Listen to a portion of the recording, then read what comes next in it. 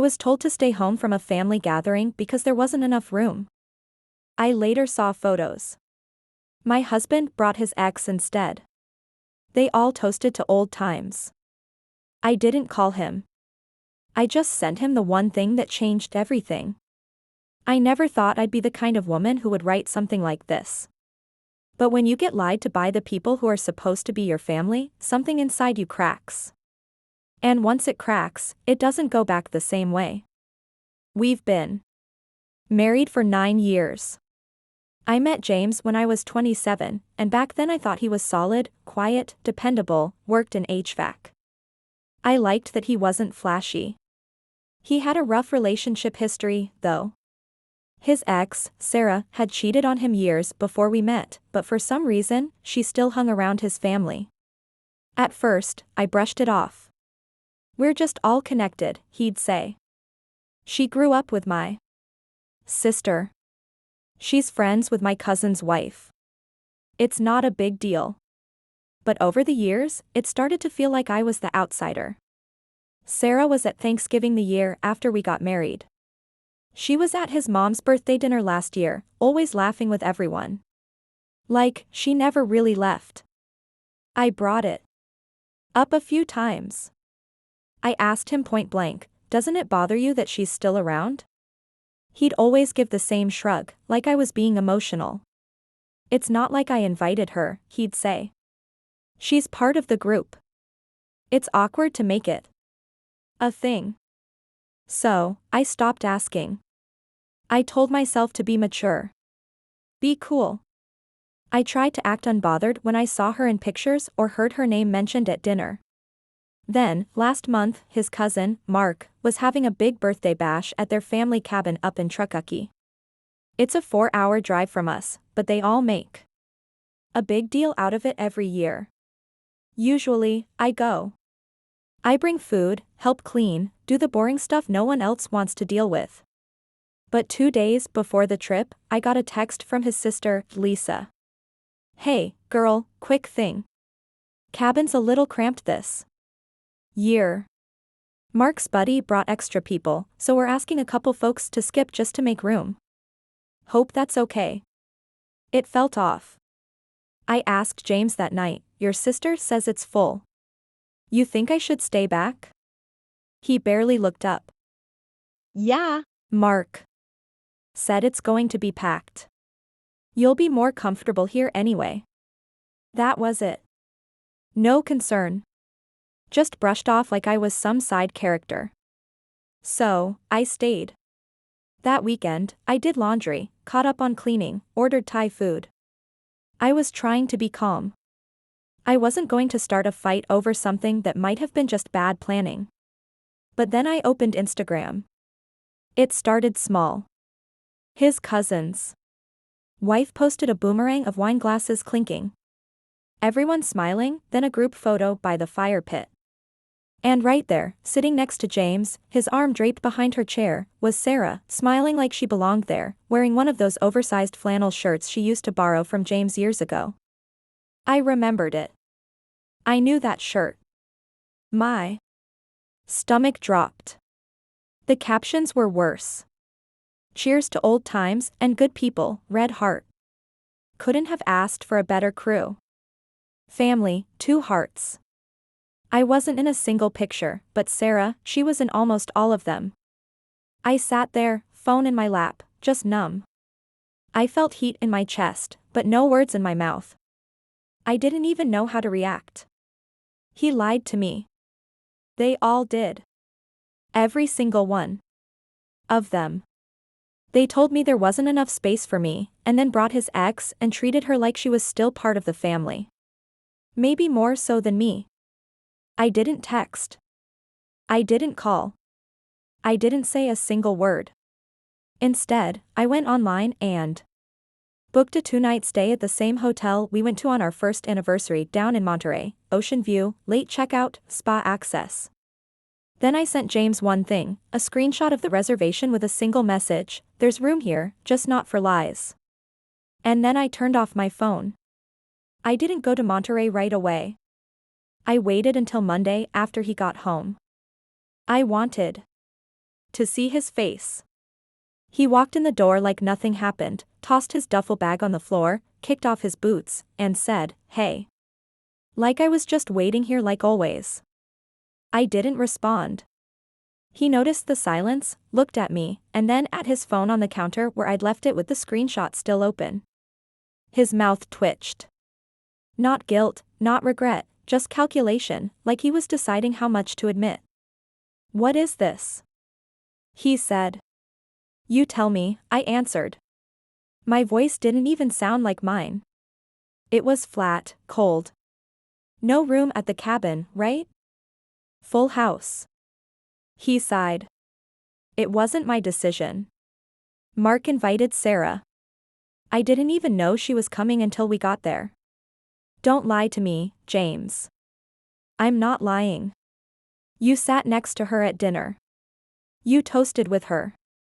She wore your shirt." That stopped him. His face went pale, and I saw it. The tiny crack, the truth starting to slip through. "I didn't plan any of that," he said, voice lower. "It just happened. It was casual. Nobody wanted drama." "Drama?" I said. "You left your wife at home under some excuse and let your family roll out the red carpet for your ex. You think I'm the drama?" He started getting defensive. "You always blow stuff out of proportion. It was just a weekend. It didn't mean anything." That was it. That phrase, "it didn't mean anything." I packed my overnight bag that night and left for the hotel. I didn't speak to him the rest of the week, but the cracks didn't stop spreading. On Wednesday, his mom called me. She left a voicemail, all fake nice. "Hey, sweetie. Just checking in. James said you were upset. I'm sure it's just a misunderstanding." "A misunderstanding?" I didn't respond. Then his sister messaged me on Facebook, acting confused. "I didn't know it would hurt your feelings. Sarah's just part of the group. No big deal." No big deal. That's when it clicked. They never really saw me as family. I was James's wife, sure, but Sarah, she was part of their foundation. She grew up with them. She was embedded in their holidays, their memories. I was the outsider who married in. And they never let me forget it. The next week, I didn't go to his nephew's school recital. I wasn't invited, and I didn't ask. I started sleeping in the guest room. James tried to act like it was a rough patch, brought home takeout one night, left it on the counter with a little note, "Let's talk." I threw the food away. Then one night around 2 a.m., I woke up and checked his phone. I know I shouldn't have. But I did. There were no messages from Sarah, but there were photos taken from the trip, not posted online, candid ones, her curled up in a blanket on the couch, him looking at her while she talked to his sister, their legs touching under the table in one. In the middle of them all was a selfie taken in his truck, her head on his shoulder, his hand on her thigh. He never planned to tell me. That's when I stopped waiting for apologies. I started planning something else. I didn't confront him about the photos right away. I needed to be smart. I needed proof, leverage, and space to think. So, I started collecting things. Quietly, I copied the photos to a hidden folder. I pulled old bank statements, logged into our shared cloud storage, and found something I hadn't noticed before, an archived folder labeled archive_Y. Tucked inside were a few old videos from years ago when James and I had just started dating. But Sarah was in them, laughing, filming him fixing the grill, riding shotgun on a drive through Tahoe. And then I saw something that made my stomach twist. One of the files was dated from the second year of our marriage. It was a video of a backyard barbecue. Sarah was filming. She called out to James, and he turned to the camera with a beer in hand, smiling. Then she said, "Tell your wife you're working late." He laughed. The timestamp said it all. That wasn't nostalgia. That was ongoing. I don't think they ever really ended. He just traded the roles. She was the secret for a while. Then I became the one in the dark. I went into quiet overdrive. I reached out to an old friend of mine, Emily, who worked in a family law office. I asked about hypotheticals, about what I need if I ever wanted to separate, how finances would split, what evidence counted. She told me to keep a journal, document everything. So, I did. And then something I didn't expect happened. Sarah messaged me. It came through Facebook Messenger late one night. Short, cold, like she'd been sitting on it for a while. I didn't want you to find out that way. I told James it wasn't right. I assumed you already knew we'd reconnected. Reconnected, I didn't respond, but I kept reading. We didn't plan anything. It just kind of happened. It felt familiar. I'm sorry if you feel like people took sides. She was trying to soften the blow, trying to pretend it wasn't what it was. I wanted to scream, but I didn't. Instead, I took screenshots of everything. Then a week later, I found something else, a hidden savings account. James had set it up through his union job. It wasn't huge, but it was separate. It didn't show up in our joint financials, and it had regular deposits going back over 2 years. When I asked him once why he was getting fewer hours, he said work had slowed down. Turns out he'd just been rerouting the income, saving for something or someone. I still hadn't confronted him. Not fully. I think that bothered him more than yelling would have. He didn't know what I knew. He didn't know where I was mentally, but I knew he felt it. How cold I was getting. One night, he said, "You're being cruel." I looked him dead in the eyes and said, "Cruel would have been showing your mother the photos. Cruel would have been posting the video." He froze, and that's when I knew he had no idea I'd seen it all. The betrayal was bigger than just a lie. It wasn't just a weekend. It wasn't just an ex. This was a pattern, a second life. And everyone around him helped keep it going. They thought I'd keep quiet. They had no idea what I was about to do.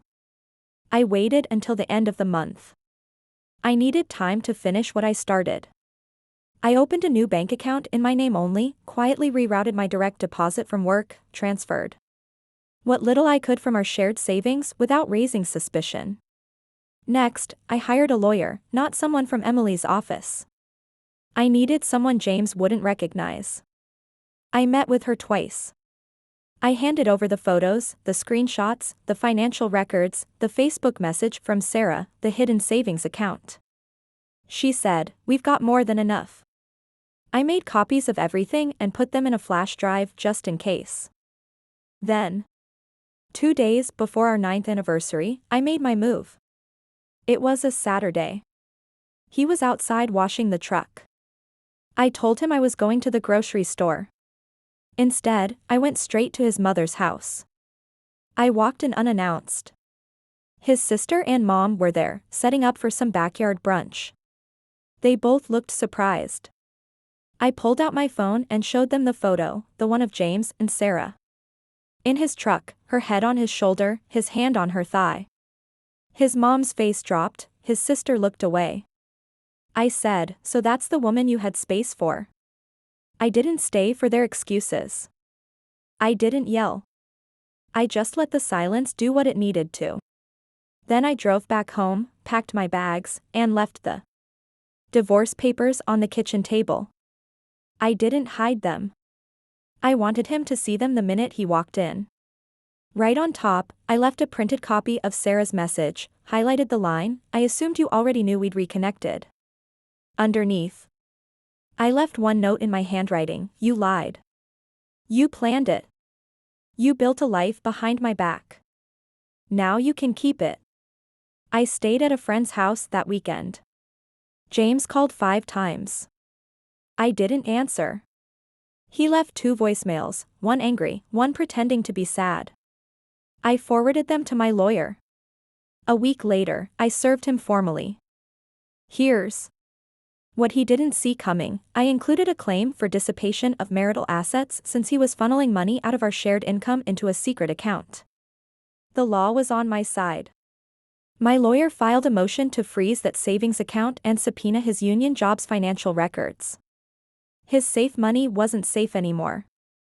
I also requested to keep our car. It was in both our names, but I had the stronger case. He tried to fight it. He lost. Word got around. His mom stopped returning his calls. His sister unfriended him. People who once smiled at him at family events started acting cold. Sarah, she disappeared again. Probably didn't like the light once the truth came out. He tried to win me back. Once, a month after I left. Showed up at my job, flowers in hand, acting like we could still work through it. I looked him in the eye and said, "You had years to choose me. You didn't." And then I walked back inside. The divorce finalized 3 months later. I got my freedom. I got my dignity.